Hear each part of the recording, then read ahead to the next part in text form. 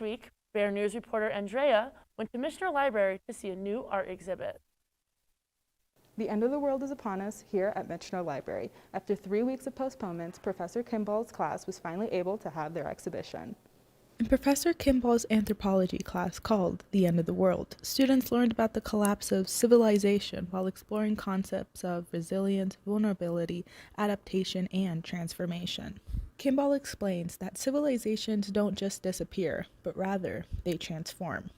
With everything that's alive, there's always an end, So, as an archaeologist, I recognize that there's a lot of deep time in the rise and fall of human societies and civilizations. It goes back a long way.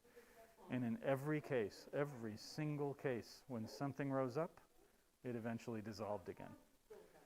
Not necessarily the people, but the structure of it. Piece over here. And what I really focused on was the anthropologist Hannah Arnett's concept of how it is we want to be human. Students also took turns explaining their art to the audience and what their interpretation of the end of the world is. I think it's really important that we can all take our own visions and our own thoughts about how we view something so meta, so big, and put it into our own vision so we can express that to others. Because it's a really hard thing to talk about sometimes, and I don't think that our society addresses it a lot in the way that people don't want to be complete pessimists about the end of the world, but being able to put it into art and something that is easily digestible for humans and then open that conversation, I think is really cool that we were able to do. As a big fiber arts fan, I'm a big fan of this piece. It is a quilt by Flora Marie Winterer called Time Endures.